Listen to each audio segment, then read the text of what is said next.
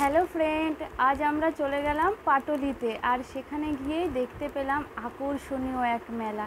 প্রথমেই আমি বলে দিই পাটুলিতে কি কি আছে। যেটা আমাকে সব থেকে বেশি মুগ্ধ করেছে সেটা হচ্ছে দক্ষিণেশ্বরের যেই মন্দিরটা আছে, সেই মন্দিরটার ওখানে একটা ডেমো আছে, তোমরা দেখে আসতে পারো। সেটা আমাকে অনেক ভালো লেগেছে। আর যেটা ভালো লেগেছে সেটা হচ্ছে সেই মেলা। বুঝতেই পারছো, মেলা মানেই হচ্ছে মেয়েদের শপিংয়ের জায়গা।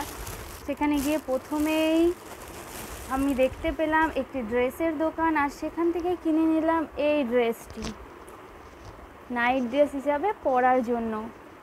এটার দাম যেন কত নিয়েছে? 130 টাকা এটার দাম নিয়েছিল। খুবই কম দাম, তোমরা যেতে পারো এবং শপিং করতে পারো।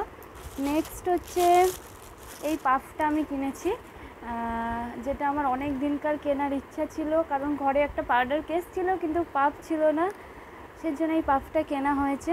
10 টাকা। হ্যাঁ, 10 টাকা নিয়েছে। নেক্সট এই ক্লিপ দুটো আমি কিনেছি। মেলায় গেলে ক্লিপ তো আমাকে কিনতেই হবে, একটা হলেও কিনতে হবে, তো দুটো আমি কিনেছি। এই ক্লিপ দুটো আমাকে অনেক ভালো লেগেছে। নেক্সট হচ্ছে এটা আমার হাজব্যান্ড আমাকে পছন্দ করে কিনে দিয়েছে, এই প্যান্টটা। দেন আমি একটাই নিচ্ছিলাম, তো আবার বললো ঠিক আছে দুটো নিয়ে নিতে, তো তার জন্য এটা নেওয়া হলো। এই দুটো প্যান্ট কত নিয়েছে একসাথে? 320। তোমরা দেখে বলো কোনটা বেশি ভালো লাগছে আর কোনটা পরলে বেশি ভালো লাগবে। নেক্সট আমরা কিনেছি এইটা কিনেছি। আর আরেকটা জিনিস মেলাতে আমি দেখলাম, সেটা হচ্ছে মাছের কি বসেছিল ওখানে,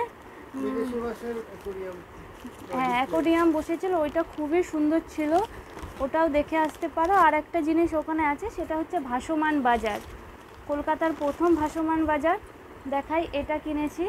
এই ফুলদানিটা আমাকে অনেক দিন কেনার ইচ্ছা ছিল, কারণ আমার ঘরে একটা ফুলের জার আছে, সেটা শুধু পড়ে যায়।